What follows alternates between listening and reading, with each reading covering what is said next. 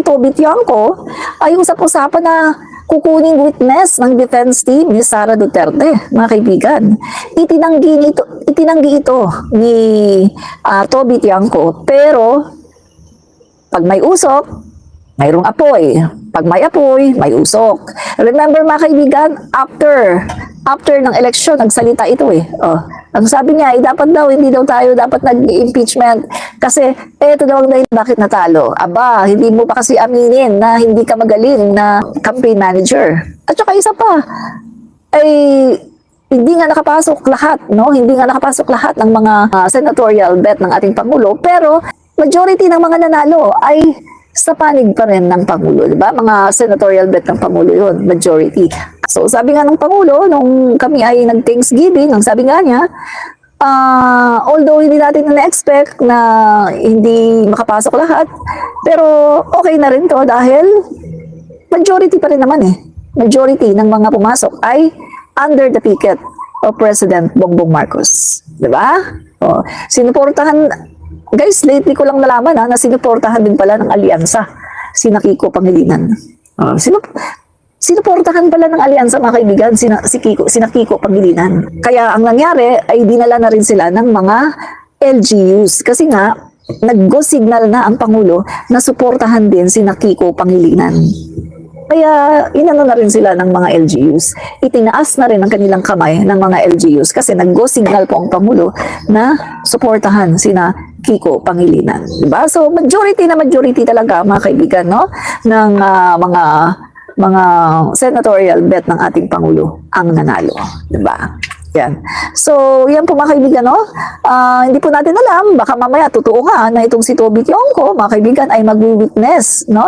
Sa coming impeachment ni Sara Duterte. Di ba? Kasi may sinasabi siya, na kaya daw pumirma dahil daw meron daw 150 million, pero pag tinatanong mo naman yung mga wala naman, mga kaibigan, hindi siya realistic eh. Biruin mo, pag pumirma daw may 150 million, napaka-unrealistic.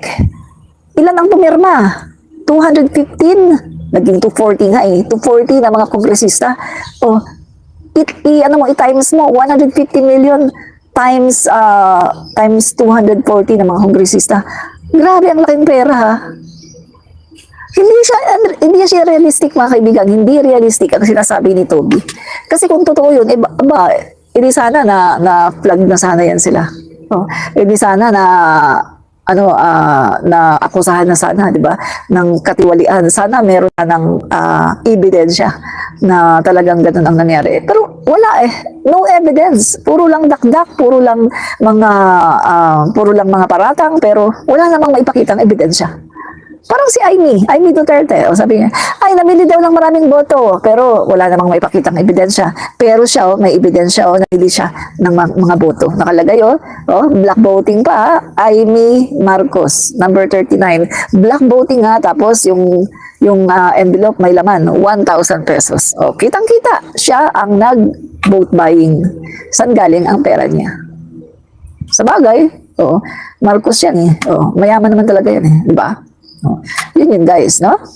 So mga kaibigan, no, sa lahat ng issues, maliwanag na hindi safe si Pangulong Ferdinand Marcos Jr. kung sina Albi, Duke at Toby ang magiging speaker. Dahil sa totoo lang, lahat sila ay pro-Duterte o konektado sa mga Duterte. At hindi po sila ganon kaloyal sa ating Pangulong Bongbong Marcos. Tanging si Speaker Martin Romualdez lang ang makakadepensa kay PBBM sa huling 3 taon dahil napatunayan na niya ito at ang patunay ay ang matibay na tiwala sa kanya ng majority ng mga kongresista. Super majority. Safe si PBBM versus impeachment. Yan ang katotohanan mga kaibigan, no, na si Speaker Martin Romualdez po ay matatag. 287 members of 20th Congress want Martin Romualdez leadership. Mga kaibigan, kung si Speaker Martin Romualdez ay isang tiwali na kongresista o na speaker, hindi siya makakakuha ng ganitong klaseng numero. Kung si Speaker Martin Romualdez ay incompetent, hindi niya makukuha ang 287 na members of the House na susuporta sa kanya. Pero mga kaibigan, si Speaker Martin Romualdez ay talagang magaling, talaga pong maayos ang pamumuno, strong leader, at hindi tiwali. Kaya po, nasa kanya ang 287 na mga kongresista na sumusuporta sa kanya. Guys, konti lang ang hindi sumuporta. Kasi ang pagkakaalam ko, nasa 316 lang sila eh. O, 287 ang sumuporta. Sobra-sobra pa mga kaibigan sa majority. Grabe, no? Talagang si Speaker Martin Romualdez ang kanilang gusto. 'Di ba? Kasi nga, si Speaker Romualdez po ay strong leader. Matino na leader. Maayos na leader. Kasi kung katulad yan kay Sara Duterte na nagnanakaw, ay malamang papaano na yan, patatalsikin na yan. Malamang mga kaibigan, kasi 2 beses na siyang pinagtangkaan na patalsikin di ba? Ni GMA. Oh. 2-3 beses pinagtangkaan na patalsikin para ipalit si GMA. Nang sa ganon ay matuloy ang balak nila na ipa-impeach si PBBM para i-install ang isang vice-presidente na maging presidente ng Pilipinas. Gagayahin nila GMA formula na 10 years na namuno sa ating bansa. Yan ang kanilang gagayahin. Pero hindi nila nagawa dahil strong leader po si Speaker Martin. At mga kaibigan, hindi nila nagawa na ipa-impeach si PBBM at gawa ng mga issue dahil po si Speaker Martin Romualdez ang #1 line of defense, #1 shield ng ating Pangulo. Kaya nga po si Sara Duterte ay super galit na galit kay Speaker Martin Romualdez dahil hindi po nila magalaw si PBBM, hindi po nila mapatalsik si PBBM dahil po yan kay Speaker Martin Romualdez. Kaya ako talaga ay nagpapasalamat sa ating Speaker Martin Romualdez dahil po sa kanya ay protektado ang ating Pangulong BBM. Dahil po yan sa lakas at pagiging strong leader ng ating Speaker Martin Romualdez. No? Kaya sa nakikita ko, no, si Speaker Martin Romualdez talaga ang nakikita ko na fit na maging kahalili ng Pangulo sa 2028 na maging presidente ng Pilipinas.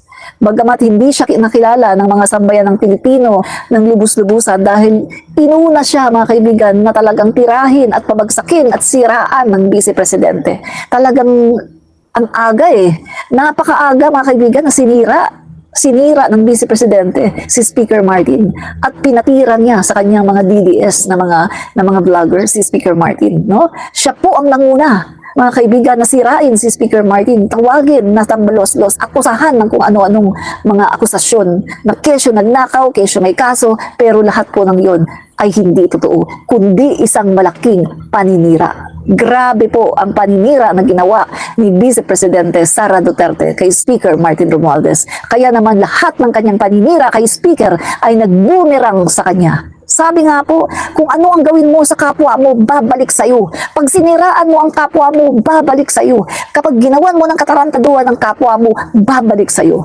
Yan po ang nangyari kay Sara Duterte. Dahil, mga kaibigan, napakaaga ay sinira niya si Speaker Martin. Napakaaga pa, mga kaibigan, sinira na niya si Speaker Martin. Tinawag niya na tambalos-los, inakusahan niya ng kung ano-anong akusasyon. Bagamat si Speaker Martin Romualdez ay hindi kumibo at hindi man lang nag-revenge sa kanya. Pwedeng mag-revenge si Speaker Martin, pero hindi po niya ginawa dahil si Speaker Martin Romualdez ay isang mabuting tao at hindi po, wala po sa kanyang guni-guni man lang na mag-revenge dahil si Speaker Martin ay mabuting tao, katulad din po ng mga Marcos.